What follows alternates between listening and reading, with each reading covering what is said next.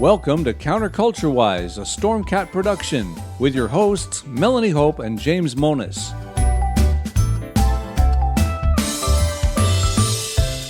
The views expressed on this podcast are those of the hosts, our guests, and the dog, and do not necessarily reflect the views of any of our platforms, our advertisers, or any other dog. As you listen today, please remember, we are so much more than a podcast. All of our stories we discuss are linked in our show notes on counterculturewise.com. Visit there for commentary, guest photos and links, animations, and fun merchandise. If you have a story idea or would like to be a guest on our show, contact us via our website. You can also follow us on Twitter, Gab, Instagram, Facebook, and all over social media where we'll post memes, cat pics, and commentary that gets us booted off on a regular basis. If you're watching our live show, hit like and join the chat. If you're listening dead, well, you can still hit like, share, subscribe, and comment, but please stop voting Democrat.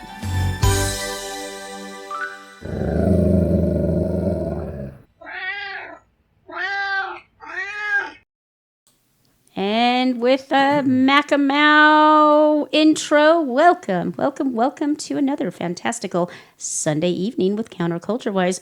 We are so glad you're here. I am your hostess with the mostest, Ms. Melanie Hope, and here with me in studio, besides all the critters, which for some reason aren't in here with us, because usually they are. It might be the thunder, it might be the lightning, it might be just that they don't feel like being on the show today, and I'm okay with that for once. Yeah. But also, my co-host happens to be my husband, my very best friend, and my sweet baboo, Mr. James Monis. Hi. You know, you really are the hostess with the mostest. You are amazing. Oh, thank you. Yeah, this... I feel a joke coming on. Well, yeah, I'm not going to do it tonight. I told a bad chemistry joke over the week. I got no reaction. Wah, wah, wah, Come on, that was a slight bit more intellectual than usual. It's just slight. Oh, well, you know what they say. Alcohol is technically a solution. So. Yeah, well, I will say for the record, I am sober as a judge, at least one not having anything to do with the Trump trial. Yeah. So there you go. That's saying something nowadays. That's saying something. I'm really happy to be here. We have had a fun week, mostly. I think the first thing we should do is talk about a show we saw the other night. Yes. Yeah. We got to see Uncle Ted! We did indeed. And he played the national anthem, which was worth the price of admission there. Absolutely. He called it the happiest song on earth, and I agree. It was when he played it. This was a celebration of the 40th anniversary of one of the music stores in Waco called Lone Star Music, which I have not been to. I've been to all the others in town, but not that particular one. And apparently the owner of this place and Ted Nugent go back a real long ways. So Ted was the headliner. There were a few other bands as well. But it is amazing to see an Eagles tribute band that didn't play any Eagles. I was going to get to that. But it was so cool to see a major rock act in such a small venue. We went to I wouldn't say small, but an intimate venue. Yeah, that's what I meant. And he was just on fire. 75 years old, and he has the energy that I did when I was 20. He still shreds like 40 years ago. Yeah, and like he says, no alcohol, no drugs, lots of sleep, and too late venison. For me. Yeah, too late for me too. But yeah, he's definitely. He looked a very healthy 50. Yeah, really. You know, he looked a very healthy 50, but he's 75. And he just rocked it. And he played most of his best known songs and a few that I wasn't as familiar with, but he played as a power trio with a drummer and a bassist, both from Waco. So yay! It was all local talent. There was a fantastic opening band called American Merit, which I would gladly see outside. They were really good. Yeah, they were really good. Yeah. There was an opening act, an acoustic duo that we were missed. hearing just as we walked in. Yeah. We had to swim out of our driveway. Yeah. Yeah, we don't have a We don't have a concrete or asphalt driveway. We No. have gravel, which, when mixed with this much water, It's not even basically gravel. turns It's into just mud. Quicksand, basically. quicksand. So Yeah. we have to watch our step for the next week because it's supposed to be storming like this for the next several days, which I'm Yuck. not happy about. But No. it's okay. It's all good. As long as the lights stay on and the internet And the stays internet on. stays on, which, given, I mean, some of those thunderclaps, I thought were going to take out the windows. Yeah. And I will say that the electricity went out for 2 or 3 seconds. I don't know how they do it, but this co-op we use is actually quite good. They are. I have no complaints. So, yeah, it opened with American Merit. Then there was the owner of this music shop came in, did a jam with a couple of his friends, including a singer who's older than me, and He can still wail. just wailed. I mean, he Yeah. did a whole lot of Rosie by AC/DC, which is probably my favorite of the songs they did. But he was great. We got our picture taken with him. Unfortunately, I don't remember his name, so I'm gonna have to go into the store, ask the guy. Yeah, who owns because it, he's ripped. "Who's That guy this dude?" that guy does not skip leg day. He looked like a very hunky version. I mean, his face reminded me of Harvey Keitel from, the actor. Everybody knows where he's from.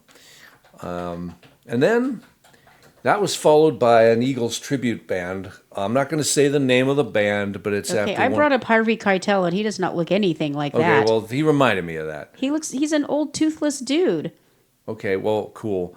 Anyway, I'm sorry. I guess we Maybe have you to. forgot how old Harvey Keitel is. Yeah, well, I think the last thing I saw him in was Pulp Fiction. So Yeah, I I guess think if you were to go about 30 years in the past, he could pull it off with long hair. Okay, all right. Yeah, but nowadays he's like, Anyway, hey, he looked get off like my him. lawn. Damn kids. So this band comes out, and I'm not going to say the name of it because there's about 40 different bands in the United States, at least, that are Eagles tribute bands that have this band's name.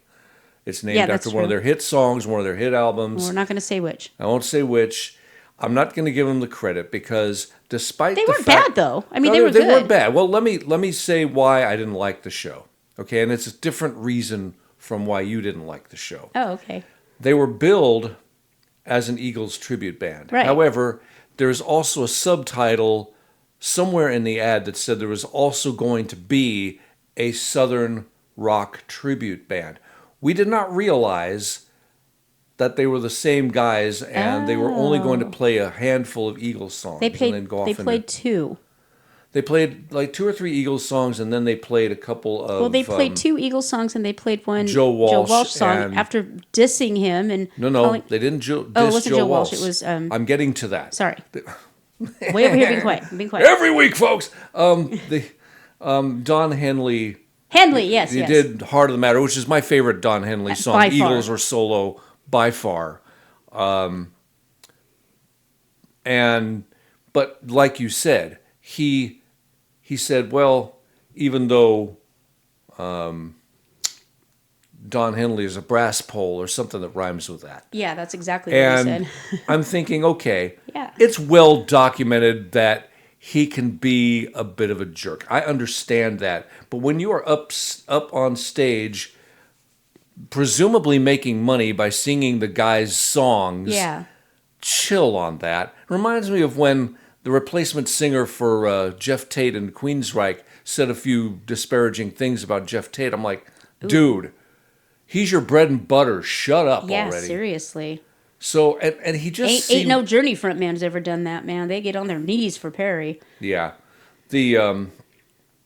I just felt that the lead singer was ruining it because not only did he say that, he was screwing up lines to the songs right, left, and sideways. See, by the time he started and I knew they weren't going to do Eagle songs, I was just like, Facebooking. It's Well, like, I mean, our friends who invited us, they left early, and Yeah. I guess I just they missed the band. They didn't really miss much, and then the lead singer when he finished his singing the last song that they did, I don't remember what it was. He left the stage. He didn't say thank you.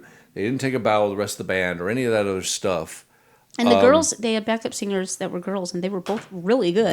They were talented, and so were the guitarists. I mean, he was the weak link in the thing, and I got this sense that there was some stuff going on with the band members, and you don't want to project that when you're up on stage. Not that transparently, no. No, and so that it was a bit of a letdown after Ted Nugent, but we had such a good time with Ted and American Merit, and I forget the owner's name of Lone Star Music, but his band was really tight. They did a lot of ZZ Top and classic. Yeah, they were rock really stuff. good. They were really, really. They had good. the dual guitar going on. Yeah, they Yeah. were good. And it was so fun I mean, seeing- this guy is just kind of wandering around in the background. I mean, well, I don't know who he is. Is he a All roadie? of Who is he? He picks. Well, he actually did serve as Nugent's roadie. Yeah, for the yeah. show, which I was was noticing cool. that. We met him in the parking lot. He was super nice. Minor technical issues happened, but this guy just fixed it like that. Yeah. But then he just picks up this guitar and starts shredding, and I'm like, don't let people's appearance fool you. Yeah. You know? So he was fantastic. Overall, great show. The bass player of that one band, he was Oh fun. yeah, And American Merit's bassist fellow was barefooter. the Shout out. the king and queen of the show. Yeah, he was. He was fun. He had this Handlebar. mustache, which looked fantastic on him. Worked on him, yeah. Yeah. Played bass wearing very little. He had no shoes on. He was he wore no shoe shine. He got walrus gumboot. He got But he was just wearing having like a this blast. really loud Hawaiian shirt and shorts. He had quite the Diamond Dave thing going on. And guy could play the bass Yeah, like he a could. mother. I mean, he Yeah. was fantastic. So I do want to see those guys again if they play in the area. I'm sure they will. If you're ever in Waco, I have not been to every music venue in town. I've actually been to very few of them, but one of the best ones I've ever been to in the States at all is here in town in Waco. It's I think one of my favorite things about the backyard is that they charge more for children's tickets. And they get up their own Nobody special. wants to mess with kids where there's alcohol and loud music. What's funny is the kids that were there were into it. I mean, they were up there doing the devil horns and banging their heads. They knew the words to the songs. They were into Ted Nugent, and Ted Nugent was into the kids. Oh, he was, yeah. I mean, you had this adorable girl on her daddy's shoulders wearing a "Come and Take It" baseball cap that was autographed by Ted Nugent. Yeah, well, you got a cap. I got one too. Yeah. I would have liked to have met him, but I'm sure that by the time the could Eagles reach out and tribute touch band, him. Yeah, he was I'm right sure there. that by the time the Eagles tribute band had hit the stage, he was already driving home. Probably. It's pretty late. It's one of the things about, and that's probably why he was not the final, why he wasn't the last act of the show. I mean, he's 75, and the cool thing is he stopped major tours last year. He's not doing any nationwide tours anymore, but now he does it just for the love of it, and he plays smaller venues in Texas and Oklahoma, so... Well, he's showing the love to the people who made him who he is, and he really did love what he was doing. He made that really clear. It wasn't just an act. I mean, I've seen a lot of bands, big, well-known bands and not so well-known bands and upstarts and people you'll never hear of. Mm-hmm. And I seldom see anybody enjoying himself that much on stage. Yeah, I think the only other time I've seen somebody truly and genuinely enjoy themselves that much was Night Ranger. Yeah, they playing to a half-empty arena. Yeah, which is so sad. despite the patheticness of the they played like the place was packed, and you know, back in the day they did pack these joints. So. Oh yeah, well, I mean, if it weren't a rodeo, if it was just Night Ranger in concert, it would have been a different That's setup. true. I think a lot of people who go to rodeos are. It's like they Night Ranger, didn't they have a hit back in 1912? You know, they don't care. Yeah, they don't care. They don't care. But yeah, great show, great show. Thanks, Ted. And we were like 30 feet from the stage, which made it really easy to take several decent shots of him with my phone. Yeah. Yeah, and posted a couple of them on a Ted Nugent page on Facebook, and I've had like 300 responses so far. Not that I'm really into that. Yes, I am. Yeah, if only we could get that many responses to our podcast. And yeah, that'd with a few extra zeros there. Yeah. So if you enjoy our podcast, please let your friends know, and please Drop a like, share, Drop subscribe. a like, share, subscribe. I'm working on the drop everything stinger. Might have to put Jim's head in it. Yeah, I would say you'd have to put my head in it. That would be wrong not to. Yep, here comes the rain. If you start hearing Falling really on my crazy head sounds, like a tragedy, blah, blah, blah. falling on my head like a new emotion. All right. So if you hear some really crazy booms and pops, that is what's going on out there. Yep. And one of the Okay. good things about pre-recording is if the power goes out, you won't know. If the internet goes out, you won't know. All right. Well, let's go to my old stomping grounds of California and get this party started. All right. Which one? Do you want to take the first good story or the second good story? I kind of like this one. This one cracked me up. I know, this is hilarious. So Newsom asked the public to help design a new California coin, and as you can imagine, he instantly regretted it. Now, he was going on and on about how people are moving to California, and people are like, Yeah, no. illegals are moving into California. And of course, he tried to cash in on Taylor Swift by calling it the tortured coin. In his case, it's corn. He's tortured corn Tortured coin designers. Excuse me. So California is getting its own $1 coin to honor innovation, slated to be issued in 2026, and we need your help.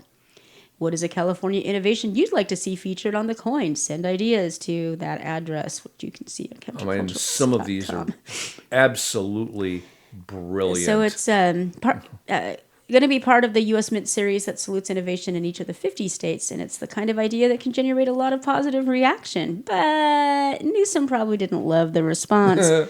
The Democrat quickly got hundreds of designs in his comments featuring different negative aspects of the Golden State. Of course, most of them were based around homeless. California is getting its own $1 coin to honor innovation slated to be issued in 2026. Oh, wait, I'm reading his thing. This guy is tense. The Tortured Coin Designers Department. This guy went all out. He made it look like a coin with fires and people dying in the streets. Yes, let's make a memorable $1 California state coin, Gavin. Here are two, I think, our top contenders. First one really has good imagery. California flag, palm tree, warmth from the fire.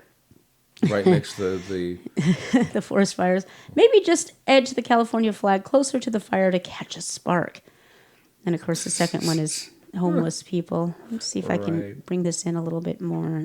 Boop, boop, boop. There we go. This is weird even for Gavin Newsom. In apparent play for Taylor Swift's new album titled Tortured Poets Department, he's asking for suggestions for Tortured Coin Designers Department, to design a $1 innovation coin. Is this a desperate move to reduce rhetoric 73 Why can I not? Okay, to reduce rhetoric 70. I can't read what he wrote. It's not in plain English. He's supposed to be a PhD, but $73 million or $1 billion. He's supposed to be a PhD, but I can't understand what he's trying to say. So that's probably why that's because he's a PhD. All right. $73 deficit. I think it's a little bit more than $73, but okay. I have $73 billion. Yeah, but he didn't put billion. He just put $73. I know. I have some suggestions. The Gridlock Freeway coin showcases a beautifully congested freeway scene with cars at a complete standstill, highlighting the state's traffic woes, caption California innovating hours of standstill. The Golden Mask coin featuring a golden mask covering the state, poking fun at extensive pandemic measures, engraved with breathe free as long as it's filtered. Because they're still wearing the dang mask. The Tent City coin illustrates a sprawling tent city representing homeless issues. Around the edges, it states Golden State Tents, housing innovations in fabric. The Golden Handcuffs coin, decorated with a pair of shiny handcuffs symbolizing crime and public safety concerns. The slogan reads, California, capturing your attention. The Flooded Campus coin depicts a university campus underwater, alluding to both physical flooding and the overwhelming surge of extreme ideologies, inscribed with academic excellence, sinking under pressure. The $73 billion hole coin, featuring a deep, empty hole with a tiny dollar at the bottom, symbolizing the massive budget deficit, captioned, digging our way to prosperity. And of course, he went on and on about how they have a surplus, and you're just not aware of it. You just don't know any better. How dare you? Let's see. Poop map. Poop map, of course. Got some of these are just some of them. The designs are really fantastic. Okay, California innovation keeps repeating the same thing over and over again. So here's another version of the poop map showing the actual poop map, which is just basically brown. And of course, it wouldn't be a discussion of California without mentioning the mass exodus of residents and sky-high gas prices in the state. U-Haul. Okay, here's our gas prices, $5.89, $6.49. Him, of course, eating without a mask.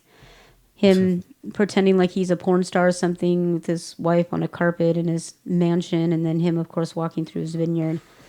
While everybody else was stuck inside, masked up, and, told they had to get the jab in order to go outside. Now, here we go. We need a Biden coin also. Got Biden and... Well, they made Biden look like Xi Jinping. That's hilarious. Mm-hmm. They almost look the same. Huh. Anyways, it's unclear how Newsom and his staffers ever thought this would be a good idea. While perhaps the idea of having the citizenry design a coin is neat, taking to social media while throwing a crummy Taylor Swift reference is a recipe for disaster. But when it comes to recipes for disaster, Newsom is a Michelin star chef. Yeah. It's just insane. Yeah. He is killing what's left of California. Mm-hmm. And as a Californian, native Californian, it actually breaks my heart. It's one of the most beautiful states. I mean, it is, or was, the most beautiful state on the planet. And yeah. He destroyed it. This one with the palm trees and the fire gets my vote. Yeah. I like the U-Haul one myself. That one's kind of funny. I want to give Joe, old Pea Pants Joe, credit for once. Credit where credit is due. He actually did one of the things he said he would do. He united us. He united at least some Americans. of us, yeah. What we're about to say isn't something we decided not to use this kind of language on the show anymore, but that doesn't stop us from playing videos. So here we go. And I also didn't want to play the video that had all the beeps in it. Yeah. But let's read a little bit about this first. Pro-Palestine and pro-Israel protesters briefly united with chants against President Joe Biden at the University of Alabama on Wednesday. The two sides, which spent the majority of the protest drowning each other out with their respective chants and songs, came together in one moment caught on film to chant, "Let's go, Brandon."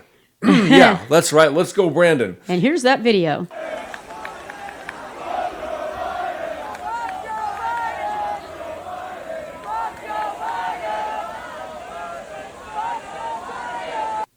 And then it just repeats. Lather, rinse, repeat. But yeah.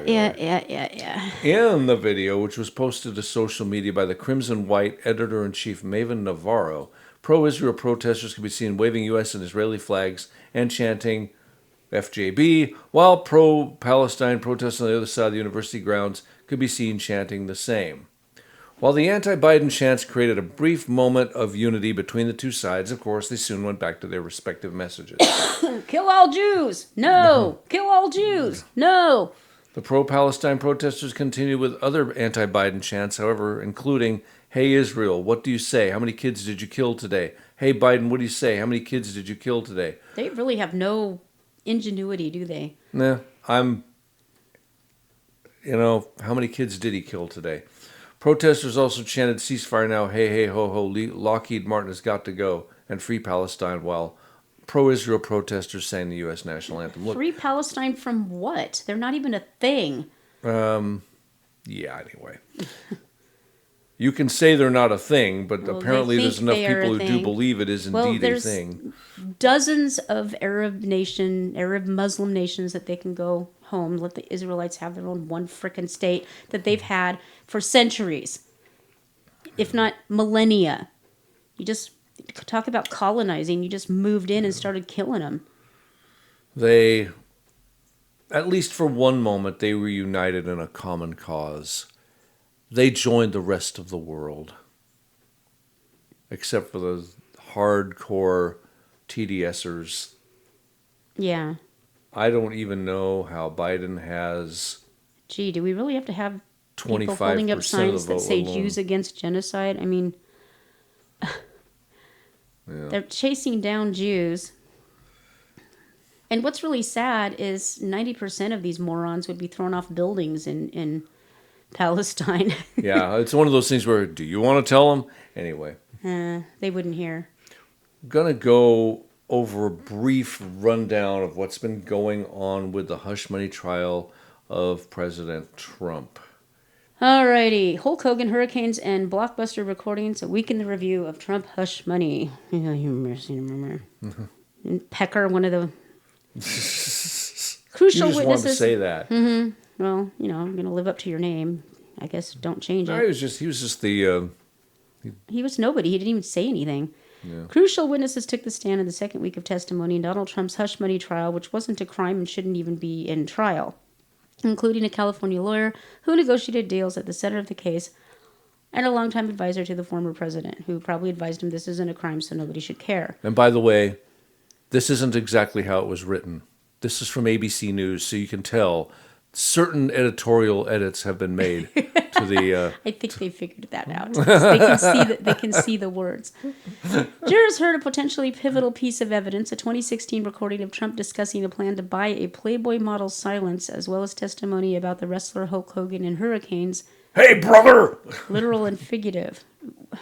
Who cares?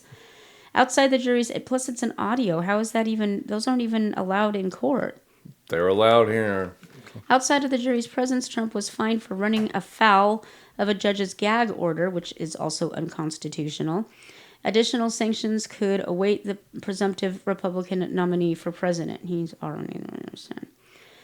A look at some of the highlights from the past 2 weeks.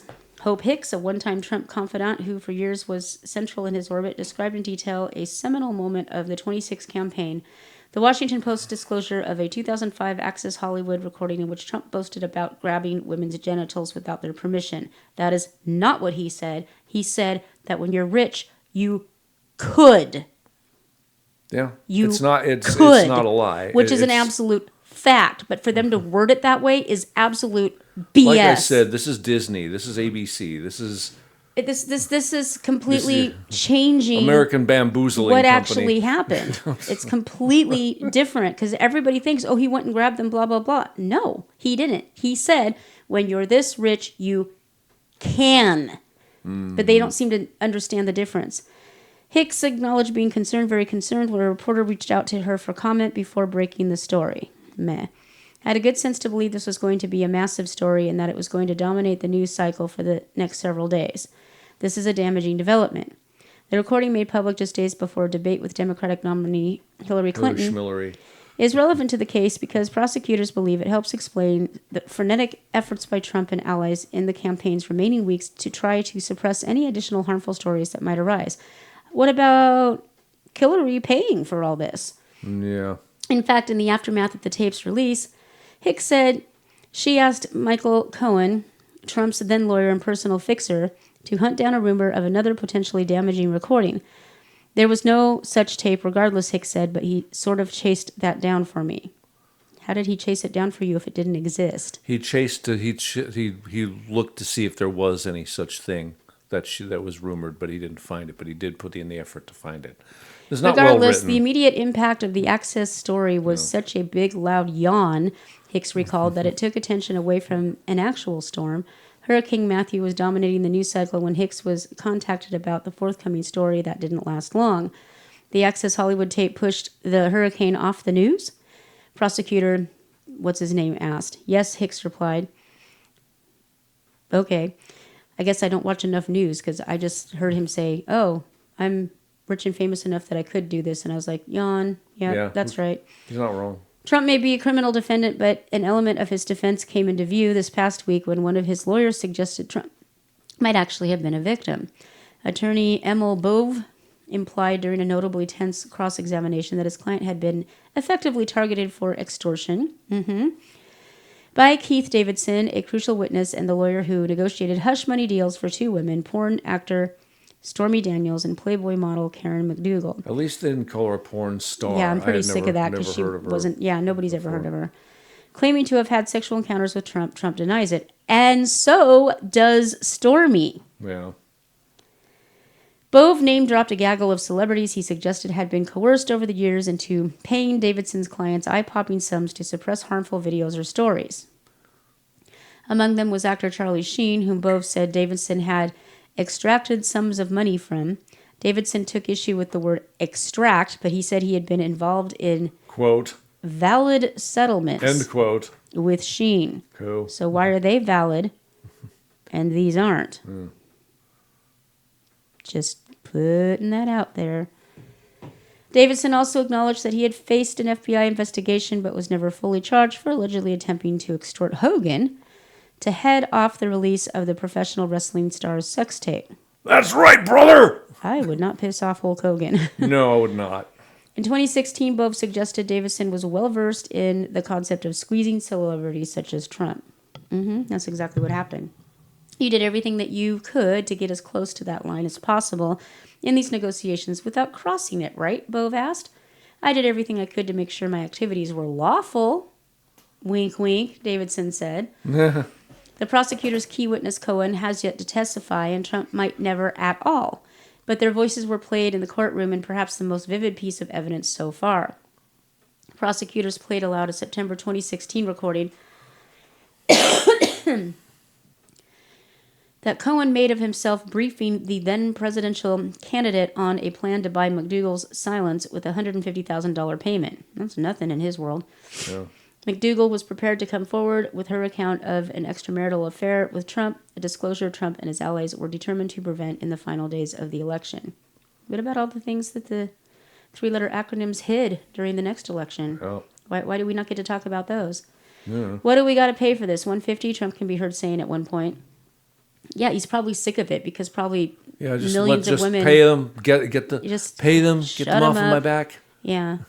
They discussed whether the payment should be done with cash or check, and then the recording cuts out. Check. That's hilarious.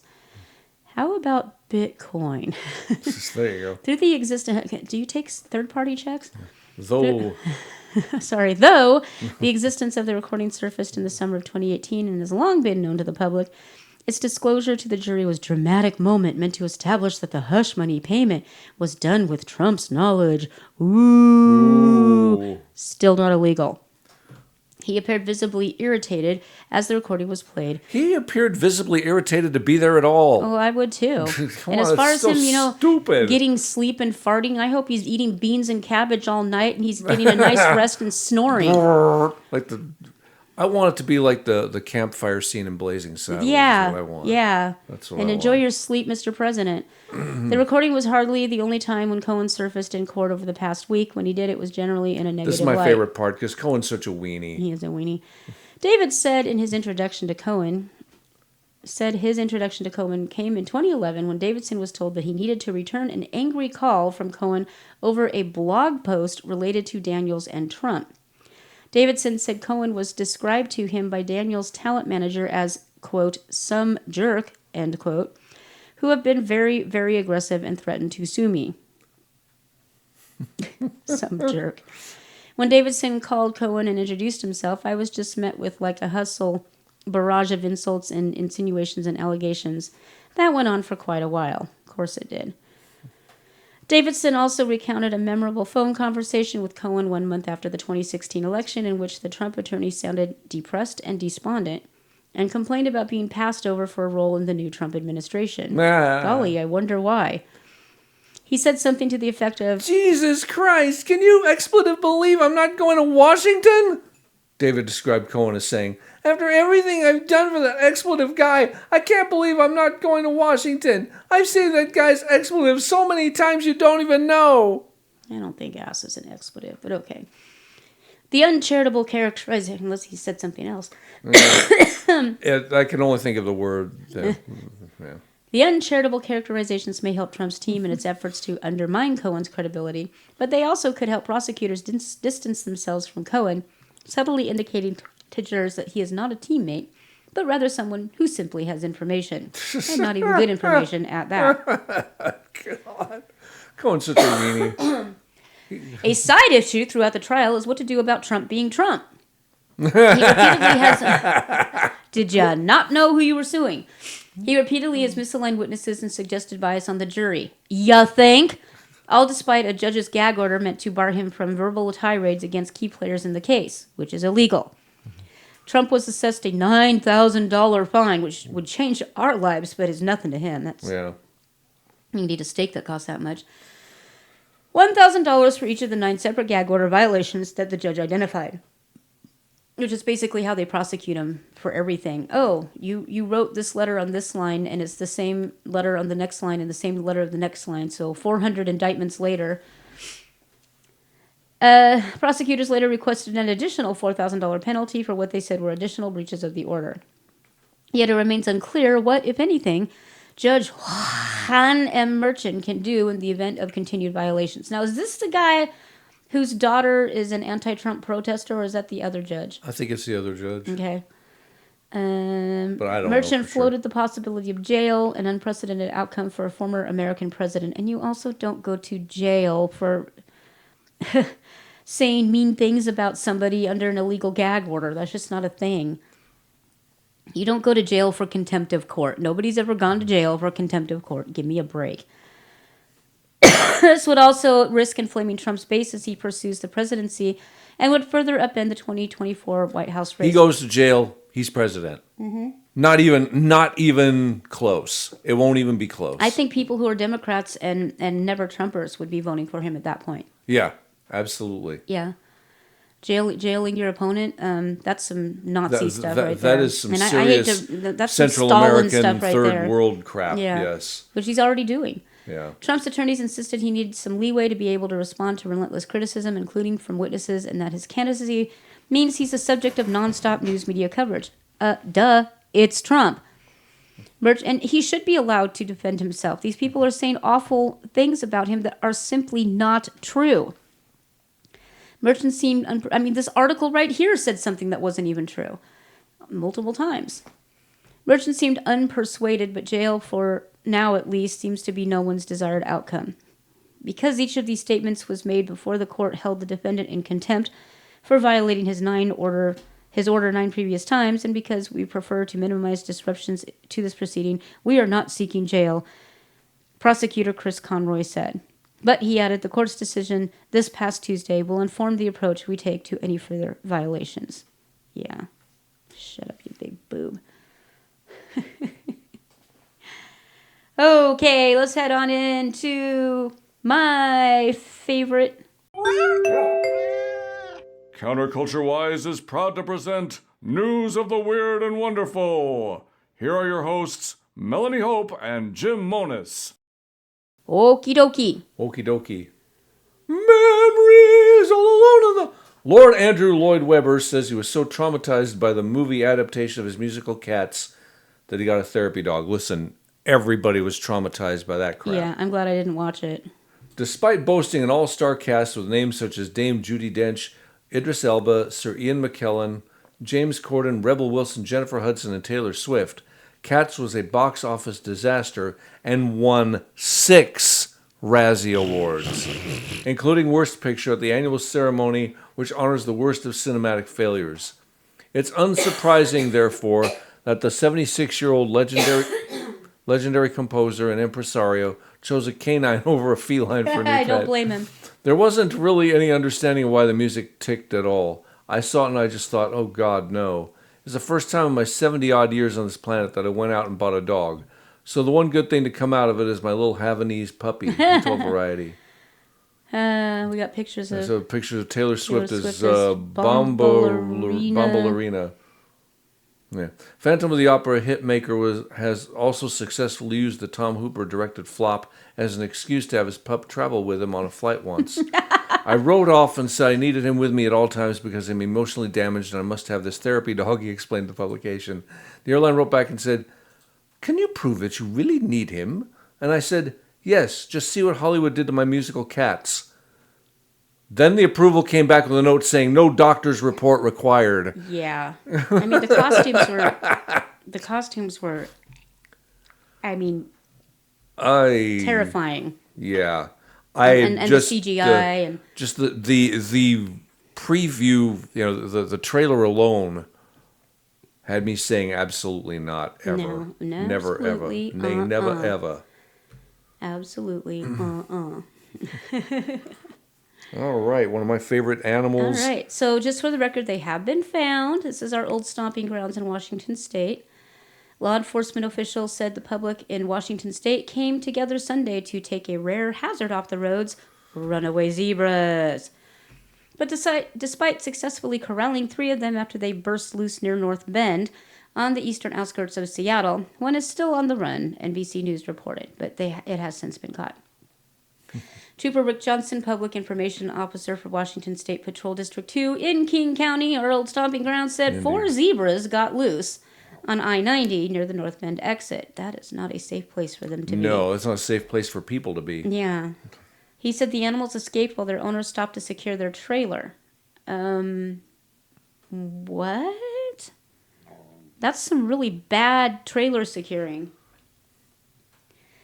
Yeah, the privately owned animals were being taken to Montana. And people are like, this is a first for me and all the Washington State Patrol troopers involved. 4 zebras that are being transferred got loose when the driver stopped to secure the trailer. Eastbound 90 to exit 32. I've driven that many times. The community has come together to help. 1 cornered, 3 outstanding, crazy. So they were able to get them in people's yards. And one was actually loose for like several more days before they found it, but they did find it. So imagine you're just driving down a Seattle street and zebra? I know. That would... Vegas, I could understand. Seattle, that's another thing altogether. All right. Another one of my fave animals. Monkey! This is fantastic. A gang of monkeys. Yes, I'll say it again. A gang of monkeys have taken action after Are posters. they called a troop? Not in this case. Okay. No, No, not they're if gangs? if they're doing destruction, they're a gang, just like Okay. people. A gang of monkeys have taken action after posters appeared I can protesting. just see them holding their tiny little guns. Yo, you messing with me? Pretty much. A gang of monkeys have taken action after posters appeared protesting their presence in a tourist hotspot. Lapuri, Thailand is known for its rich history, but it has another draw for visitors. In this city, monkeys freely roam the streets, rubbing shoulders with the town's human inhabitants. I'd like to go visit. This is no peaceful coexistence, however. With primate attacks increasingly common, tension between man and monkey is at an all-time high, and some want to see the primates gone for good. One group even put up signs protesting against the monkeys living there on April 21st. But an apparent counter-protest was launched at about 6 p.m. the next day, when the primate population would typically turn in for the night. However, on this evening, an army of animals took the streets and bit, tore down, and destroyed more than 30 of the posters. Wow.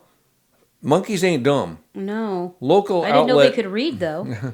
I guess they can. Local outlet Tyrath reported fed-up locals put up signs to show their dissatisfaction with the Thai Department of National Parks and monkey tourism. The banners called on officials to catch the monkeys and release them back into the wild. Other posters questioned whether Lapuri drew in tourists to experience the city's history or just to look at the wayward apes. Lapuri relies on monkey tourism as a significant source of income and even hosts an annual monkey buffet festival Monkey buffet. on the last Sunday of November. I hope they don't eat monkeys. Yeah, you can never... No, I'll just leave it alone. This sees a banquet of fruit laid out among the ruins of the Phra Phang Sam Yacht Temple to show appreciation for the town's apes. So Okay. it's a buffet for the monkeys. For the monkeys. Okay. However, over the last few years, the monkeys have grown rambunctious. 2 years ago, a primate turf war brought Lapuri to a standstill as monkeys descended on the city center in search of food. The hungry primates had gone without nearly as much food as they were used to as COVID restrictions stopped tourists from visiting, Of course. and therefore feeding the apes. Yep. A joint task force made up of local government officials and the army are now working to catch the monkeys and move them to a facility. Well, that's too Stupid bad. COVID ruined everything. Yeah, Like, literally ruined everything. indeed. But I'm on the side of the monkeys. Yeah. I'm on the side of the monkeys. I would go out there. That would be fun to go out there just to hang with monkeys. And they're too busy singing to put anybody down. There you go. Yeah. Poor Just little trying to be monkeys. friendly. Yeah. Okay. This one, you should have read this one because this one's right up your alley. I'm happy to do it. Okay, off you go. Yes. When I was a young child, one of my favorite sodas, and it still is Orange Crush. Really? Orange soda in general. I love did not orange know soda. This happened in Greenville, South Carolina. An upstate auction house has set another world record with the sale of a valuable neon sign from the 1950s. If you have a look at this photo, virtually new. I mean, Yeah, I'm it's surprised they plugged it in. yeah. Well, it wouldn't make as much money if it didn't work. In February, Richmond Auctions in Greenville says their Orange Crush sign sold for $189,750, making it the most expensive soda sign ever bought at auction. The valuable advertisement crushed, so to speak, the previous world record of $46,000, and the auction house is now the first to sell a soda sign for over $100,000. Congratulations.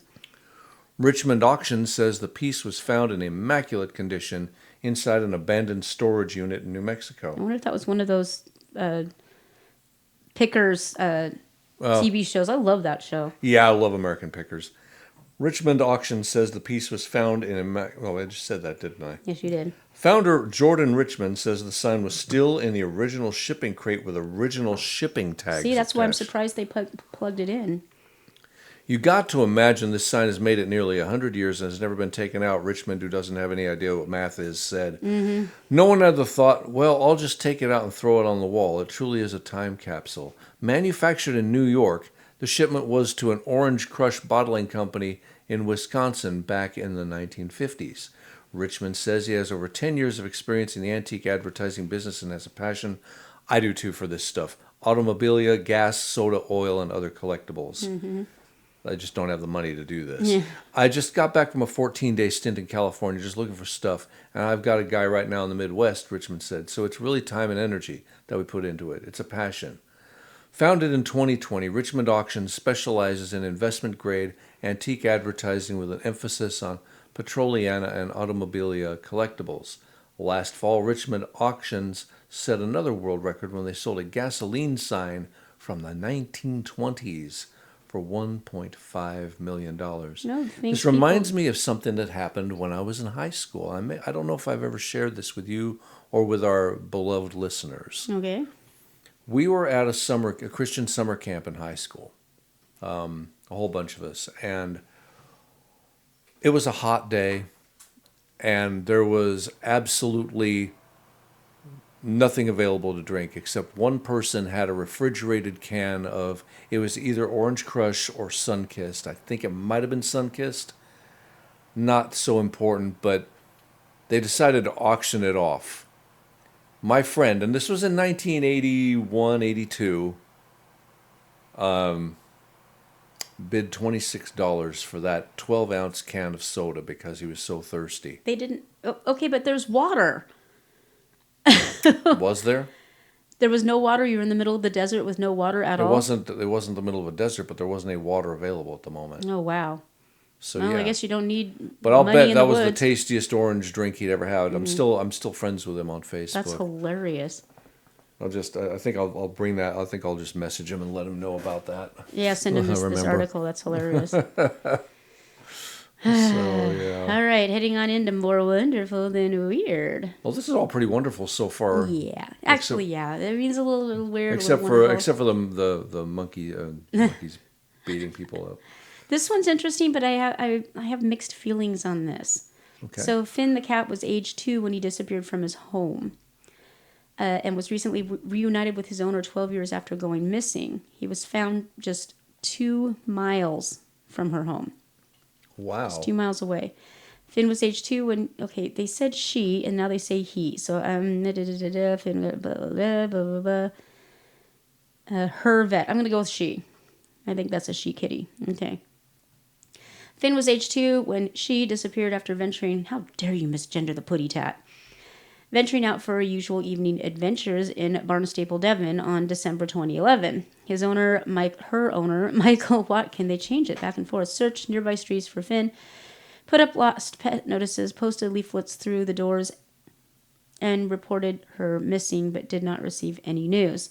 Then almost 12 years later, Mrs. Watkins received a phone call from her vet. Okay, so maybe the vet is Mrs. Watkins and the cat is a boy. I'm still confused. Okay, what does he say about Finn age 2, disappeared from his home. Okay, I'm going back to him being a him now. Okay, now he's a boy kitty. Everybody look at him. Now he's a boy kitty. Okay. I had a cat like that once where everybody thought he was a girl kitty. It just turned out his little doo-doos were very, very teeny. And it turned out he was a boy. And we're like, I don't know how to deal with this now because she's been a girl kitty up until we went to get her fixed. And then the vet said, well, I'm sorry, I can't spay her because she's a boy. So do you want me to neuter her? I'm like, well, if you can find what there is to neuter, knock yourself out. All right, so his owner, Michelle Watkins, searched nearby streets, put up lost pet notices, leaflets through doors, and reported him missing but did not receive any news. 12 years later, she received a phone call from her vet informing her that they had a small male cat who had been found just 2 miles from her home. The vet scanned the cat's microchip, and Miss Watkins' details came up. Now Finn, 15 years old, returned home just 1 hour later. So was the poor kitty out on the street all this time? Miss Watkins said Finn went out as usual one evening but disappeared without a trace. I put up lost pet leaflets, then we already said. Posted a missing to pet log, who he's chipped with. I got Finn an 8-week-old kitten, and his disappearance was devastating and traumatic. Oh, he left because you got a kitten. There were no sightings, and I got him as an 8-year-old kitten. There were no sightings, and I feared the worst. Finn had been found in an area of Barnstaple that is just 2 miles away from Miss Watkins' home in the town. He was picked up by a local RSPCA branch before being taken to the vets for microchip check on January 29th of this year. So he was stray. I bet you he's happy to be back, too. I'm so happy to have him back. He's become semi-feral due, we think, to living rough, but he had been fed by someone. He's slowly settling back home, and I'm gaining his trust. He's going to take time, but I'm just happy he's home after all this time. He still has a good 10 years left in him. Please get your pets microchipped and ensure your contact details are kept up to date. If you find a lost or seemingly stray cat, immediately try to get them checked for a chip. If your pet is missing, report it to your microchip database, local vets, and use social media. Above all, never give up hope. I'll never give you up hope. Aw. Aw. You really can't. So, No. now this is a heartwarming story. Yeah. It's currently a legal requirement for all dogs to be microchipped in England, Wales, Scotland, and Northern Ireland. Pet cats in England must also be microchipped beginning June 10th. This is a heartwarming England. story. In I'm a England. completely different page, and you're talking about microchips. Okay, sorry. You went sideways there, I'm Jim. sorry. I do that once in a while. All right, so heartwarming story. Chop chop. Heartwarming story, chop chop. Back over the pond. Sorry, you cut it before the too late. Blah blah blah. I didn't. I can't even talk right now. I didn't need so. to do the spay and neuter your pets at the end of Family Feud. I was ready for the next story. Price is Right. Whatever. Matt Busbus and his partners have built and sold several outdoor companies worth hundreds of millions of dollars. But Busbus, the 42-year-old owner of sporting goods store Buckfeather in Baton Rouge, Louisiana, says he has never felt richer than he did the day he received a single dollar. I haven't had that much faith in humanity in a very long time, Busbus said. He says it all began about a month ago. It was early morning, and the fire alarm was going off inside his condo complex. So Busbus shot out of bed and raced down the stairs, only to discover there was no fire. But he was awake now, so even though he was wearing mismatched clothes and was disheveled, he decided to go out for a cup of coffee. As he was about to enter the coffee shop, he remembered he hadn't done his morning prayer. So as the security camera shows, Busbus stepped to the corner of the patio to pray. And I started to slowly open my eyes, and there's a kid coming at me about my height, Busbus said. The boy had his fist clenched, so Busbus prepared for confrontation. But instead, the boy opened his fist to reveal a $1 bill. And I go, what? If you're homeless, here's $1, 9-year-old Kelvin Ellis Jr. recalls telling Busbus. I always wanted to help a homeless person. I finally had the opportunity. Oh, sweet baby. This is even better. Ellis said he'd gotten the $1 for good grades. It was the only money he had to his name. Busbus was so touched. He invited Ellis in for a snack and then connected with Ellis's father, who was next door, and promised to stay in touch. As a reward for his kindness, Busbus gave Ellis a shopping spree. 40 seconds to pick out whatever he wanted in Buckfeather, including a new bike. Ellis says it was great, but definitely not what he wanted to get for his $1. Joy because I helped someone, Ellis said. Give something away and you feel like you've got a lot of things from it. If you give, you're actually going to get more out of that, Busbus said. I couldn't grasp that as a kid. If we can spread that around, everything changes. I wonder if this is the same kid that I saw the video for where the store owner gave him 1 minute. Mm-hmm. And here this kid is in a convenience store. He could be grabbing candy and ice cream and soda and whatever. He got bread and eggs and potatoes and He frozen got the dinners. healthy stuff. And, well, I mean, stuff that would help his family Right. overall. And he's, you know, he's getting top ramen and everything. And it's so funny because the store owner is like, 9,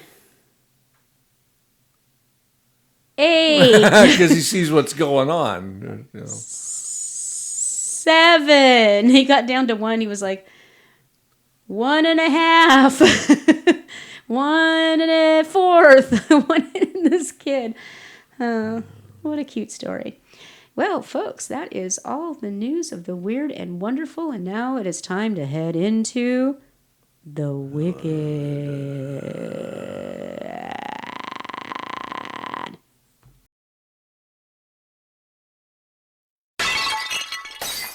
Now, see, that's why we can't have nice things.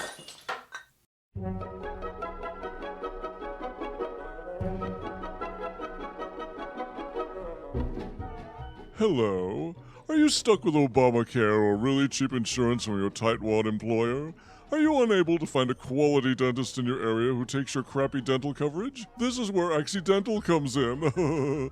At Accidental, we treat you like family. Whether it's your judgmental Catholic grandmother pushing you to breed, your spoiled sibling demanding all the attention, or your bipolar, Tourette's-ridden Uncle Sid after his 15th shot of cheap scotch, nowhere else is service so personalized.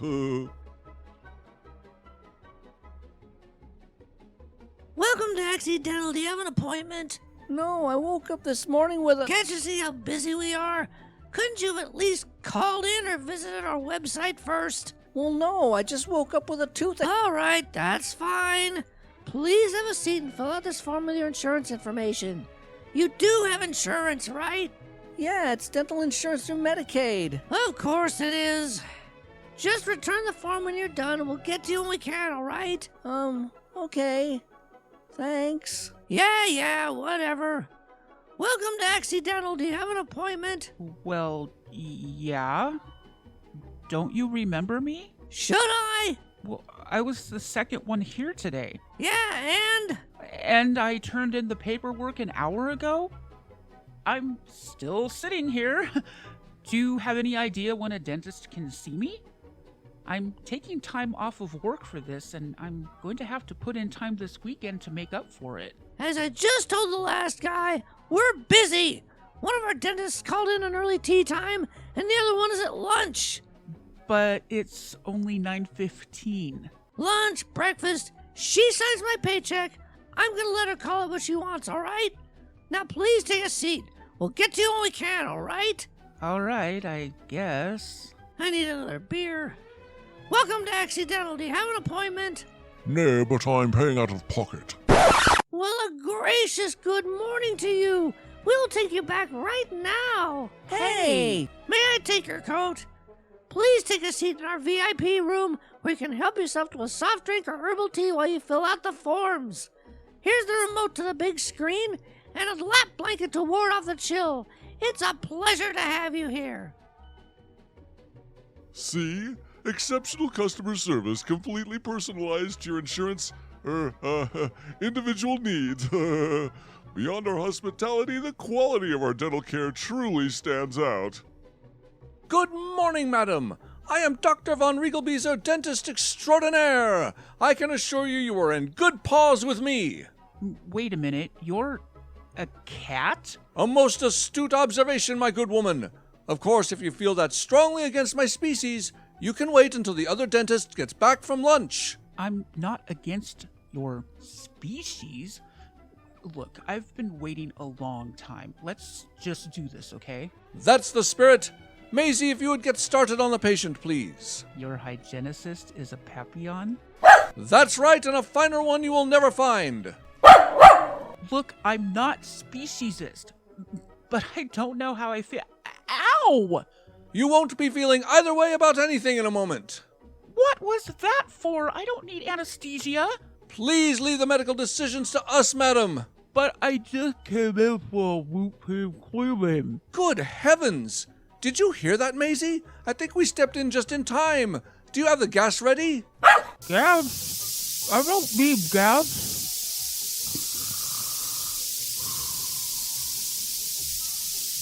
I leave the drilling and filling in your capable paws, good Maisie, as we are severely backlogged.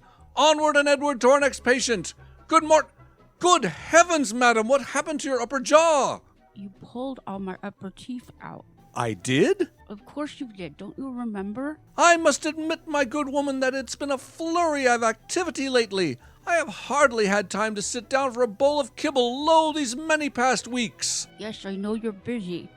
That's what your recording keeps telling me, until it hangs up on me. I've been leaving messages with your entry service for a week. I finally just drove out here to talk to you for 5 freaking minutes. Oh, how I wish you would speak more clearly to me. This is as clear as I can be. You took all my teeth. I'm sorry if I offended you. Whatever is the matter? I'm still in pain. Well, you shouldn't be. But I am. But you shouldn't be. But I am. So why didn't you take the pain pills I prescribed you? I did take them, and now I'm sick because of them. How could the pain pills make you sick? Because they are NSAIDs, and they cause stomach bleeding. What's NSAIDs? NSAIDs! I told you during the consultation that I can't take NSAIDs because they make me sick. Well, I would have been happy to prescribe you OutSAIDs instead. OutSAIDs? What are you talking about? All you had to do was call. I just said I've been trying to call you for a week, and nobody in the damn world would pick up or return my call. So now I have to take the pills, even though they made me sick, because I want to tear my face off pain, and I'm still in pain. Well, you shouldn't be. Screw it! Just let me know when I can pick up my dentures and get me the hell out of here. And here I was, ready to prescribe OutSAIDs to her. Oh well, on to the next patient.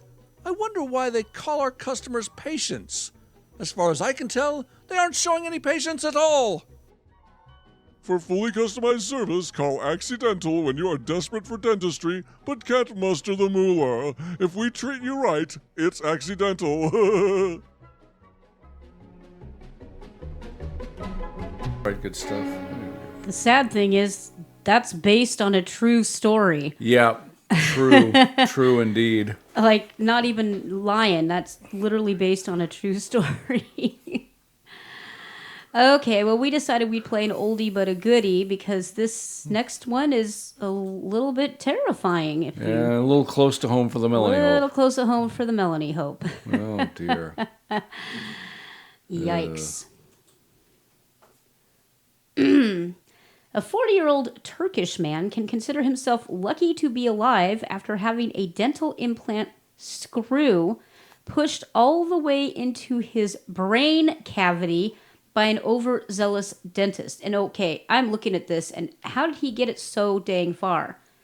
I mean, he's like 3 inches off from where it's supposed to be. I'm not going to try to pronounce that name, went to a private dental clinic in his home city of Bursa, Turkey, after experiencing serious dental pain. After examining him, the dentist there informed the man that he had a loose tooth and a delicate bone structure, and that the best solution was to take out his natural teeth and replace them with implants. Golly, that sounds familiar. Except for the replacing them at all ever part. Trusting the opinion of the expert. Mistake number 1. Yilmaz agreed to the cost of the dental procedure and to have some of his teeth removed on that very same day. Mistake number 2. But things started to go south from there. First, he heard the doctor referred to only as AD by Turkish media, telling his assistant that the tool used to insert the implant screws into the bone wasn't working properly. Golly, isn't that about the time that you stopped trying to use that tool? Yeah, no kidding. And then he had to endure the pain of having the screws inserted manually by the physician. So the Black & Decker apparently was on the fritz. As he attempted to place the screw, I noticed he was exerting excessive force. I pointed this out to him. You know, the knee on your groin probably was an indicator. I pointed this out to him, mentioning that I heard bone cracking. However, he reassured me that this was normal. It's not normal. But as he continued to force the screw, it pierced through my jawbone and into the area behind the eye where the brain and spinal fluid are located. Oh. He could have died. Oh, and how do you get it out? As the metal scroll pierced through his jawbone and into the brain cavity, the excruciating pain caused Yilmaz to scream in agony. And stupid-ass dentist realized the seriousness of the situation after taking an x-ray of the man's skull. Oh, how nice of you to get around to that. The metal screw was located near the brain and threatened to either kill him or leave him severely disabled. Let this be a warning to you. Do not take the advice of dentists. Get a second and third and fourth and fifth. And 97th if necessary. The dentist quickly got Yilmaz into his car and personally drove him to the Old Dag University Hospital emergency room where the doctor scheduled the 40-year-old man for emergency surgery. This is insane. After examinations, it was found that the screw had pierced into the area where the brain and spinal fluid are located. Before the operation, they warned me that I could lose my life. I said goodbye to my children, but luckily I made it through the surgery. Can you imagine going in for dental work and ending up having to say goodbye to your children? No. Because Doctors we live were able... in the U.S. where this probably wouldn't be as likely to happen. Well, probably, but most likely in Nevada it would. Doctors were able to remove the metal screw without causing any brain damage, and after a few days of recovery, Yilmaz was discharged. He tried contacting the dentist asking for him for a refund and compensation for his medical bills, but of course he allegedly refused. So the 40-year-old Turkish man had no choice but to settle the matter in court. And the sad thing is he was only asking for compensation and, paying for the procedures. Reasonable. Now he's probably going to lose his entire business. I want the authorities in our state officials to take care of this issue. I have 2 children. If something had happened to me, who would have been held accountable? Yeah, this guy's going to lose his license now. If he had just said, oh my God, what a terrible mistake. On the other hand, the dentist refuses to take accountability for whatever happened, claiming that his near-death experience was the result of an unforeseen medical complication. That doesn't look unforeseen to me. That looks very, very foreseen to me. That is very foreseen and ignored. That's extremely foreseen. Poor son of a gun. Okay. I'm glad he's okay, though. Yipe. All right. Let's head on Here we enter. go. Off we go. Off And we we're not go. drinking, I swear. We're not, honestly.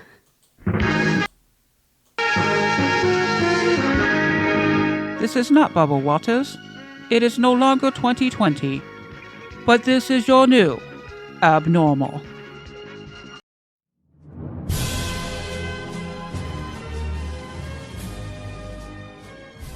The emblems on soldiers' uniforms feature symbols that are now associated with Nazi Germany and neo-Nazis. Ukraine's national purpose was to lead the white supremacists of the world in a final crusade against Semite-led Untermenschen, or subhumans. 10 to 20% of Azov's recruits were Nazis. The group has also fallen foul of the United Nations, who, in 2016, published a report accusing the battalion of raping and torturing detainees in the Donbass region. On this vote, the ayes are 311 and the nays are 112. The bill is passed. Okay. The House will be in order. The House will be in order. The chair would remind my colleagues to observe proper decorum. Flag waving on the floor is not appropriate. The House will be in order. And now, Americans are going to send Ukraine the supplies they need to keep them in the fight. Надайте усі ваші гроші мені, і я дам вам ніщо у відповідь. We're going to seize their yachts, their luxury homes, and other ill-begotten gains of Putin's kleptocracy. Kleptocracy, and the guys who are the kleptocracies. Oy vey. So what did what was said at the end there in Ukrainian or Russian? It says, we will take all of your money and return you with nothing. Gee, pretty straightforward and honest, as opposed to Mr. Can't Say Kleptocracy to save his life. No, he couldn't say anything straightforward and honest if we paid him. Nice Elmer Fudd laugh at the end of it too, to really drive the point home. That really raises the level of trust and faith, and we're the laughing stock of the entire planet. I mean, everybody's looking at our country and saying, what have you done? How stupid have you become? It's humiliating. That man humiliates us on a daily basis. He was not voted into office. I don't care what anybody says. He was installed like a cheap toilet because he is Obama's puppet, and God knows who else is running the country, but it ain't him. He's been known as a moron since the 70s. He was installed, and they're going to do it again. They're telling us they're going to do it again. It'll just be interesting to see how they pull it off without literally causing the entire world to fall apart. So let's hear about somebody from out This of is somebody who really is very knowledgeable. There's some integrity going on here. Yeah. Let's put it that way. U.S. Representative Victoria Spartz, the first and only Ukrainian-born member of Congress, emerged early on as a natural advocate for supporting her native country in its war with Russia. But when the $61 billion in additional support for the war effort came up for a vote in the House recently, she voted against it. Instead, she has called for better oversight of U.S. funds and opposed giving blank checks to the Ukrainian cause. Which is all they've done. Yeah. She says U.S. border security should be a bigger priority. Amen. That puts her more in line with conservative House Republicans and more notably with voters in her deeply conservative central Indiana congressional district. She knows who pays her bills. She's locked in a tough re-election fight in the May 7th GOP primary, made all the more complicated by her public announcement more than a year ago that she wouldn't seek another term, a decision she later reversed. You're allowed to change your mind. Yeah. The aid package, part of a larger bill that also included assistance for Israel, Taiwan, and other global hotspots, was approved by the House on April 20th, the Senate on Tuesday, and signed into law by Bedwetter Joe on Wednesday. Not a damn penny's going to the border. Spartz says she's kind of appalled at the notion that her heritage should dictate support for the Ukrainian cause if she feels the money would be wasted. My responsibility is the protection of the American people, she said during a recent interview. Spartz, quite the opposite of the Somalians that are in there speaking in Somalian and saying that their responsibility is to Somalia. Yeah. How different? How'd we get here? Spartz spoke at an event hosted by the Hamilton County GOP at a community center in Sheridan, Indiana, a town of a few thousand people. The event in the hall just off the town's main street was attended by 8 of the 9 GOP primary candidates who were able to make their case to voters and county Republican officials one at a time during a meet and greet that also included short speeches by the candidates. Mike Murphy, a former Indiana state representative and political commentator, said in a phone interview that funding for Ukraine isn't much of a priority for Republican voters these days. Concern about the southern border is a greater catalyst for participation, which isn't lost on candidates in the conservative district. Most of Spartz's opponents for the 5th district seat have said protecting the U.S.-Mexico border should be a bigger priority than sending money to Ukraine. Duh. They're all gunning to be as Trump-like as possible, Murphy said. Border security has been hammered in the campaign by State Representative Chuck Goodrich, the most well-funded of Spartz's 8 challengers. He has attacked Spartz on her original support to Ukraine, saying she puts Ukraine first. That's a bit disingenuous. Anyway, Goodrich, who attended the Sheraton event, acknowledged that Indiana is far from Mexico, but said illegal drugs such as fentanyl enter the U.S. through the southern border and pose a threat deep in the heartland. Every state is a border state, he said in an interview. Spartz beat a crowded 2020 primary filled with Donald Trump's endorsement, winning nearly 40% of the vote. She ran unopposed in the 2022 primary. Spartz made things harder for herself when she announced in early 2023 that she would not run again, citing fatigue with Washington politics and her desire to spend more time with her family. She also threatened to resign if the national debt was not addressed. For an entire year, that left the runway clear for candidates to campaign in one of the most conservative districts in the state, composed of a mix of rural and suburban counties north of Indianapolis.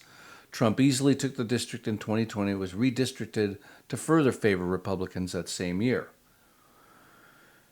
Campaign finance reports show Spartz trailing Goodrich in campaign funds, in part because Goodrich has put up $2.6 million of his own money. Goodrich, who represents the wealthy Indianapolis suburb of Hamilton County in the state legislature, outspent Spartz by $1.9 million in the first 3 months of 2024.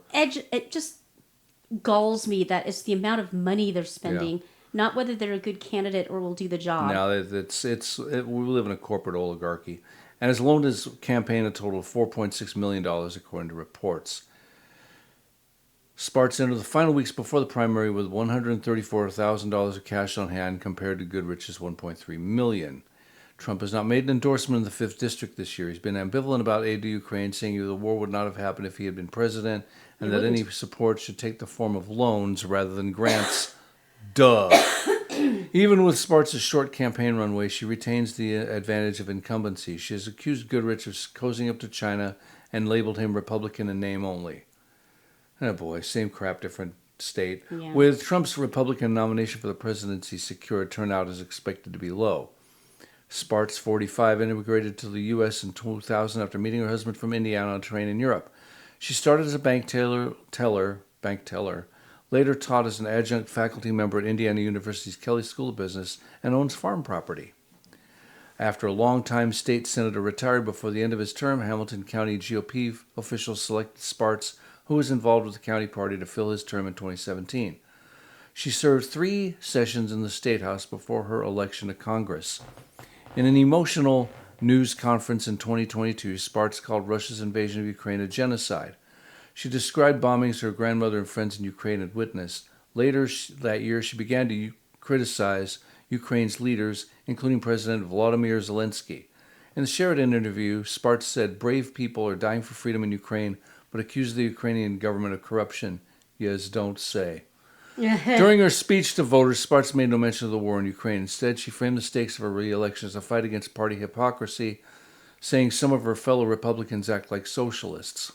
Yep. Drawing on her experience growing up in the Soviet Union, as she has often done throughout her political career, she warned of a socialist future in the United States. I'm going to fight the righteous fight, she declared. Now, yeah, I feel for her, but she said she was going to quit and then she doesn't. That doesn't look good. It set her back. Yeah. But, I appreciate her upfrontness about corruption in Ukraine, which I also believe is heavy, and we're funding it every day. And not building a border wall and not spending it on people who actually need it here in the States. I mean, at the risk of sounding socialist, that's what they're sending overseas to Israel. It's our money. It's our money, and it could be used to take care of all of this. What if I don't want to give it to them? Yeah. What if I want you to help the homeless here, or fix the frickin' roads, or build the frickin' wall? How come we don't get a say? Build a driveway to our house. Yeah, build a driveway to our house so we can get out. Why don't we get a say? It's ridiculous. We should. But, when we can screw around, and I guess if you're a Democrat, not find out, might as well talk about how it's as American as apple pie to get a ridiculously high-paid job when you're... I mean, he's not even a diversity hire. He had no experience at all. He must have been good at the boom chakalaka, though, because she's willing to go to the mat for him, but then again, she's so corrupt. It's ridiculous.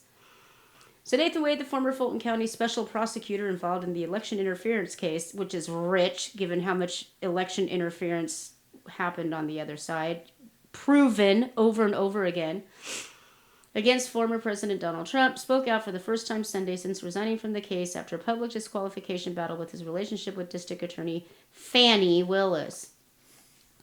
Wade, who resigned from the case last month following a judge's ruling, conceded that he had certain regrets about the relationship, but defended the integrity of the case against Trump and others moving forward. Yeah, I bet you did.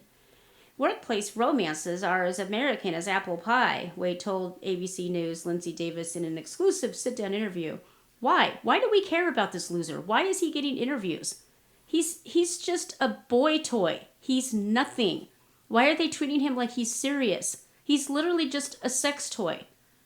You might as well sit down and interview a dildo at this point. I mean, that's all he was to her. The views expressed on... Never mind.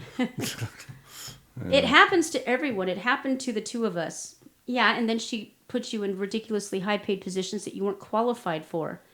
Do you regret it, David has asked? I regret that private matter became the focal point of this very important prosecution. This is a very important case. No, it's not. No, it's not. It's not even a case.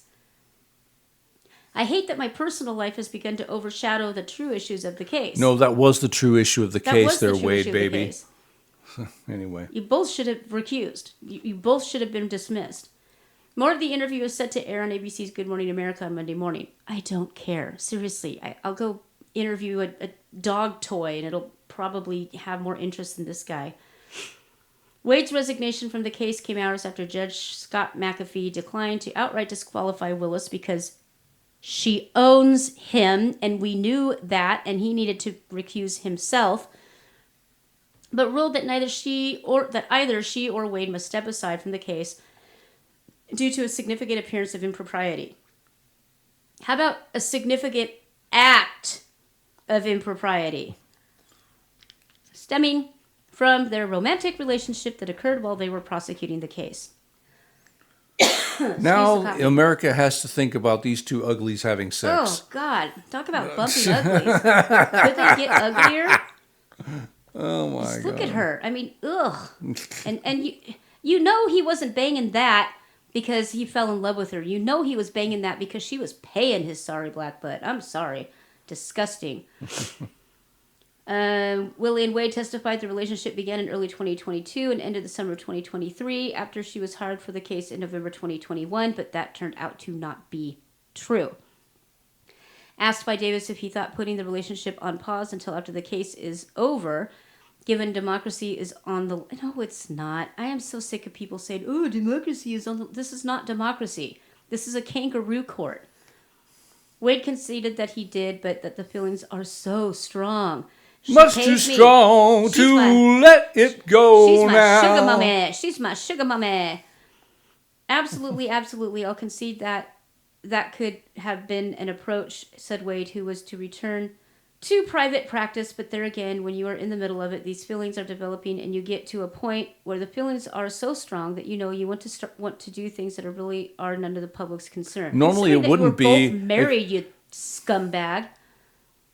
What a scumbag. So on that happy note.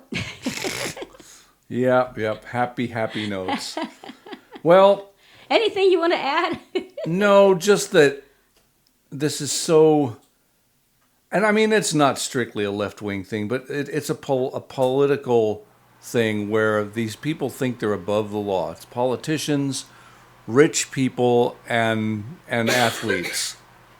You know, it's like they just... And celebrities. Well, in the case of the Democrats, they know they're above the law because they never, ever face actual prosecution. They get away with everything. Yeah. I mean, stopping a vote by pulling the fire alarm while Trump is literally in court right now fighting he's tried to stop the vote while he was miles away on stage giving a speech. This guy walked up and pulled the fire alarm knowing damn well what he was doing. It's illegal and he should be fired from his job. It's illegal. Not only should he have lost his job, but he should have been prosecuted. You know, hey, Biden, you're constantly saying that stupid-ass line about, oh, you can't yell fire in a crowded theater, which is the stupidest anti-First Amendment line I've ever heard in my entire life. And I love how socialists always pull that and roads out. That's all they've got. Oh, free speech isn't free. You can't yell fire in a crowd. Yeah, you can. Of course you can. And I can own a cannon. I could own a tank if I wanted to. And by the way, if there's a fire in a crowded theater, it might not be a bad idea to yell fire in a crowded theater. Well, I'd look around, and if I'd say, hi, everybody, who's Democrat? And if it's more than 50%, I'm going to say, Republicans, you might want to leave. The rest of y'all, I'm just going to plead the fifth. Because that's my constitutional right, and I don't want to get in trouble with the First Amendment. And you know what's funny? I bet you the Republicans would be smart enough to figure out exactly what I said, and the Democrats would burn alive.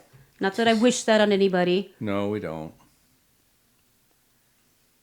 All right, well, let's have a little bit of fun with the dumb.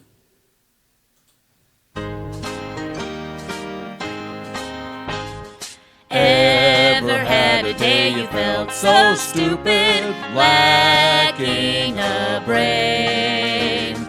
Well, here's a guy who'll make you feel like a genius and maybe even sane.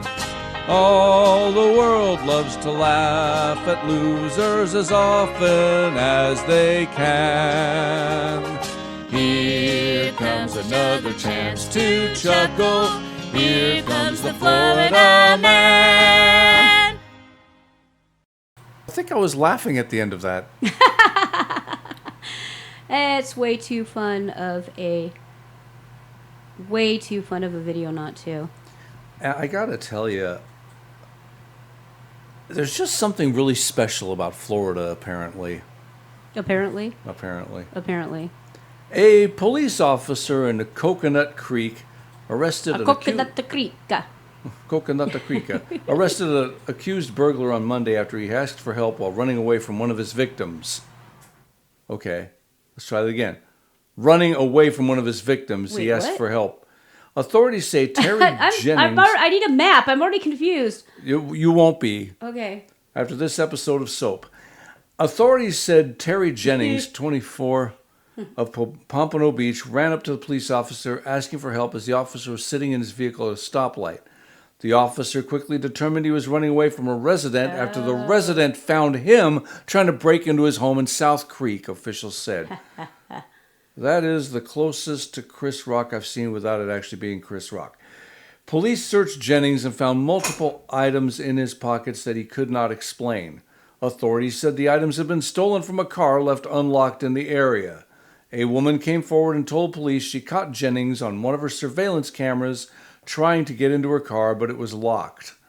Jennings was arrested and booked into the Broward County Jail on charges of car burglary and attempted car burglary and being adult. I'm glad you're the one reading the burgle. I know. So wait, how was he the victim? Did they pull a gun on him? He was acting the victim. Oh. He was portraying... I got caught. You got to save me, Ossifer. I got caught. I'm going to hell for that one. Yeah. Straight to hell. Oh, Straight he's there. pretty. See, we're not racist. We make fun of everybody. Okay. I just got You're silent. going to love this one. Oh, no. You're going to love this one. A 60-year-old sound engineer was arrested after making a scene. Well, he was already at a nude beach. So yeah, there's more to it than that, though. Okay. His name is Paul Newman. Leighton Paul Nauman. Okay. Was seen seemingly interested in more than just soaking up rays without the hindrance of a bathing suit. When Nauman visited Blind Creek Beach, he was wearing a C-ring in addition to a scrotal ring. Ring-a-ding-ding. One of the rings was attached to a chain, which was connected to a stick on the ground, in the ground. A nearby sign read, "Hello, please feel free to investigate gently." The note was inexplicably accompanied by a hand-drawn rendering of a cat's face. Okay, now I've got to see this cat's face. So you keep reading while I go look up the cat's Nauman face. wasn't breaking the law by being nude on the beach. However, fellow visitors found the accessories and corresponding note to be a bit much, particularly because he was situated near a series of public-facing paths. Oh, they don't show us With the that cat's in mind, face. no, they wouldn't do that. With that in mind, a concerned beachgoer phoned the police. When a sheriff's deputy arrived on the scene, the officer arrested Nauman on misdemeanor charges of indecent exposure. According to a probable cause affidavit obtained by the Smoking Gun, Nauman told the officer he was just hoping to meet someone and go back to their house for a sexual encounter, or maybe just go home with someone's phone number. That is some desperation right there. That is pure actually, desperation. I've been to naturist things in my distant past. That totally breaks the spirit of the whole thing. Yeah. Completely destroys I it. think people think there's always going to be like, Three's Company They hardest ain't there. no getting it on. No. You know? No. At least, Get us fat old broads like me. Local law enforcement ensured Nauman left the beach without a romantic interest or anyone's digits, however. I think anyone... You know what, though? If he were on a float at a gay pride parade, he would have just sailed right on by. Probably. I think everyone can relate to the desire for human connection, but it seems Nauman may have been looking for love in all the wrong places. The suspect was released later that day upon posting a $500 bond. Yeah, loser. Okay. And now... Trump has to pay $500 Florida Man every time 3. He insults a judge. And now our friend Chuck Pasta. Oh, Chuck Pasta. All right. We should employ him. Let's see if I can make Chuck Pasta a little bigger here.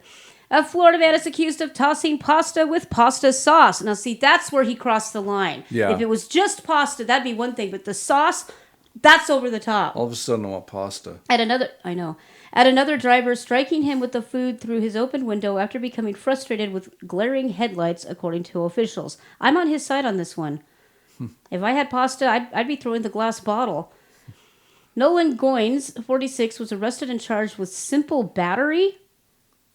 You got battered by a wet noodle. You're literally going to go down as saying he hit me with a wet noodle. You literally got beaten by a wet noodle, and you're taking this guy in. The saucy attack... Really, guys, you're trying too hard. The saucy attack happened around 9 p.m. Thursday on Park Street near Bay Pines and Boulevard on St. Petersburg, Florida.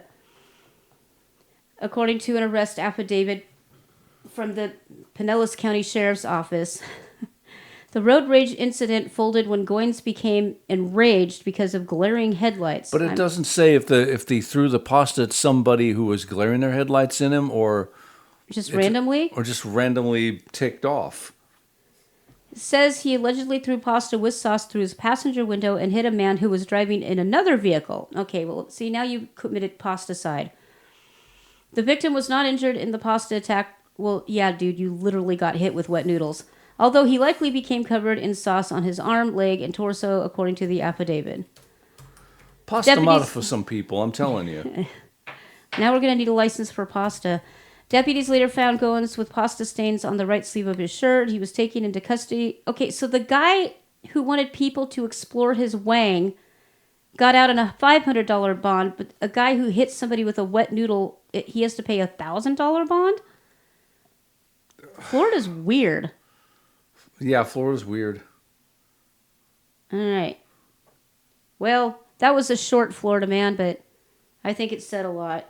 So let's head on into... Yeah, I looked at another article to see if there was anything additional. No, there isn't. He just threw pasta at somebody.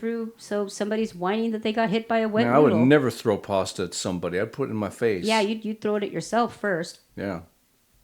You betcha, Bippy.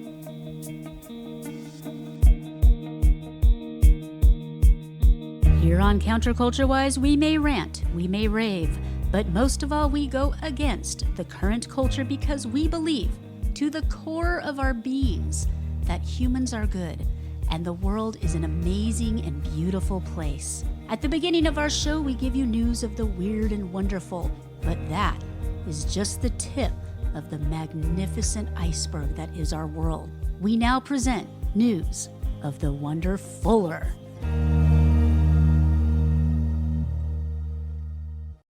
All right, this one's all yours. Cool. All right, we have two stories on the wonderful. We got a double dose. High note, but we're going to have two high notes, like harmony. Yep. This one's cool. This is a double header. In 1960... I didn't realize we haven't had... Okay. What? I'm sorry, I didn't realize... I'm just weird. All right. Okay. Go ahead. Do your thing. In 1961, Ed Dwight hoped to become the first black astronaut in space, but he never made it. Now, at 90 years old, Dwight will get the chance to finally experience space on board Blue Origin's upcoming mission into Earth's atmosphere. Very cool. Really cool. Dwight was selected by President John F. Kennedy in 1961 to enter an Air Force training program known as the Path to NASA's Astronaut Corps. When he got the letter in 1961 offering the opportunity to be the first black astronaut, I thought these dudes were crazy, Dwight told national correspondent Jerrica Duncan in 2022. CBS News is the source of this. Gotcha. After completing the program in 1963, the Air Force recommended he join the Corps, but he wasn't selected and entered private life in 1966. Dwight said he felt discrimination among his peers during the training. That doesn't surprise me. Sucks. Yeah, back then, 60s, not at all. Yeah. So all these white folks that I'm dealing with, I mean my peers, the other guys that were astronaut candidates in leadership, was just horrified at the idea of my coming down to Edwards and the president appointing me to the position, Dwight said. I just don't understand that. His dream of going to space fell by the wayside for more than 60 years, but Dwight has been selected as one of the 6 civilians to travel to the edge of space on the next Blue Origin flight in June. Sweet. Blue Origin, a space exploration company founded by Jeff Bezos, has sent 22 successful commercial flights into the atmosphere. How many non-successful? No, none so far. Some of the famous passengers include Bezos himself, who was on the historic first flight, Michael Strahan, and of course William Shatner. Yeah, William which Shatner. I that was loved badass. that. That was so cool. During the first commercial flight, aviation pioneer Wally Funk became the oldest person to travel to space at age 82. At 90 years old, Shatner took the title of the oldest person in space. Pretty spry for 90. He is. Now Dwight will have him tied. After his All right. flight training and subsequent leave from the Air Force, Dwight dedicated his life to creating sculptures that depict iconic figures in Black history. Oh, wow. More than 130 pieces of his work have been exhibited in museums and installed in public spaces. He must be pretty darn good. His seat on the Blue Origin flight, which is believed to cost $250,000, is sponsored by the nonprofit Space for Humanity, which sends citizens to space. They also sponsored Katya Echazarreta, 26, an electrical engineer originally from Guadalajara, Mexico, who went on Blue Origin's June 2022 mission, becoming the first Mexican-born American woman and one of the youngest women ever to fly to space. The space trip takes the civilians about 62 miles away from Earth and into the atmosphere for a few minutes of weightlessness and a view of space and Earth. The other 5 people in the upcoming Blue Origin flight are venture capitalist Mason Angel, French brewery founder Sylvain Chiron, software engineer Kenneth L. Hess, retired CPA Carol Schaller, and pilot and aviator Gopi Thotakura. I'm so glad you read that one. Yeah, I am too, because those were hard to read. Oh, this is awesome. Yeah. Congratulations, sir, and Godspeed. Godspeed. All right, I know you always leave me the crying one. Okay. For former teacher, okay, you already got me, Billy Keenan, life had always been about action. He had served in the Army. He mastered musical instruments, including the flute, guitar, bass guitar, and piano. As a competitive triathlete and surfer, he completed numerous 5K, 10K, and half marathon runs. I was at the peak of my powers, he said. But on September 14th, 2013, his life changed in an instant while surfing the Jersey shore. I rode that wave, fell off my board, and hit my head on the ocean floor. Ow, I've done that and it hurts. He must have hit it really hard. Really Keenan hard. told CBS News everything faded to black. Keenan woke up in a hospital room 2.5 weeks later. He had been paralyzed from the shoulders down, and the medical team didn't expect him to regain independent breathing. I resembled a train wreck, he said. I had a halo brace drilled into my skull to keep my head and neck immobilized.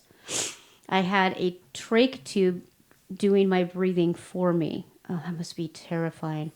Keenan called it one of the worst days of his life, saying it was a lot of darkness. One of the? You think? Wow. When a parent of a former student visited him at the hospital, they handed him the phone.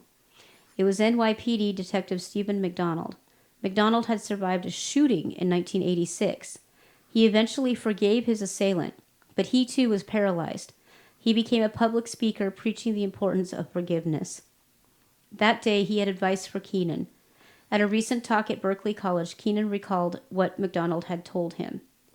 The only reason you survive is when you're better, when you're stronger. When your rehab is over, you're going to come back and contribute in a significant way, he said. Don't ever forget that in the end, there will be life. Keenan looked back on his life. As a former Army lieutenant and paratrooper, he realized he had been accustomed to what he called deliberate discomfort.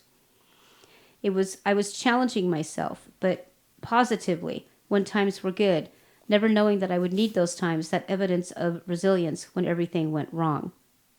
My experience as a soldier, and then my experience as a dad. There he is. Drawing on his own faith, that reminder from McDonald, Keenan overcame the odds. 4 months after his accident, he was able to breathe on his own again.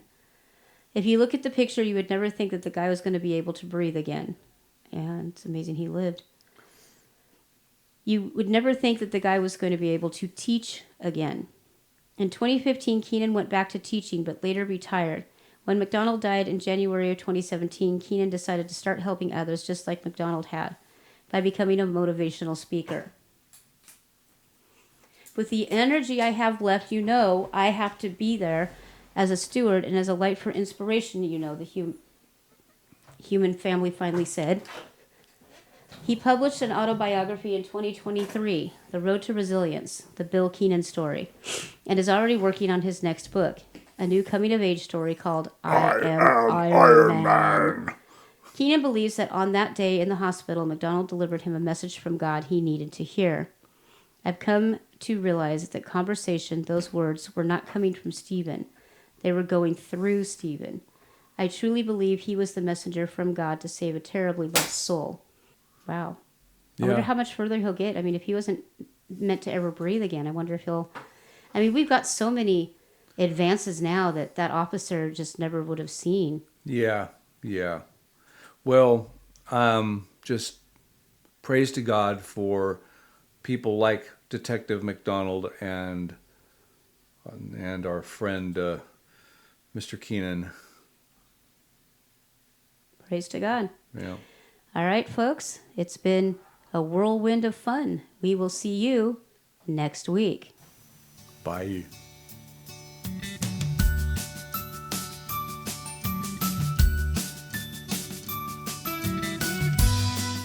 Counterculture-Wise is a Stormcat production. Thank you for joining our growing family of listeners. All links from the show are available on our website, counterculturewise.com. Find our archives on any of your favorite podcast hosts. We engage in satire, commentary, and generally laugh at the ridiculousness of our crumbling society. Our only medical or financial advice is to not follow any financial or medical advice given by podcasters. Our animations, interviews, Holy Crap segment, and other videos are put out on Bitchute and Rumble, and only in part on YouTube because they hate free speech. Our show is entirely funded by listeners like you. Visit our ever-expanding merch store or our Subscribe Star, where you can get outtakes, extra videos, and sneak peeks. If you would like to be a guest on our program, feel free to contact us via our website. Just click on the link at the top that says, Be a Guest on Our Show. For more fun and cat pics, please visit our Facebook, Twitter, or Instagram. For complaints about our show, please fill out the ID10T form on our website, and we will give it the attention it deserves. Meanwhile, no matter how cruel the world may be around you, always remember the importance of kindness.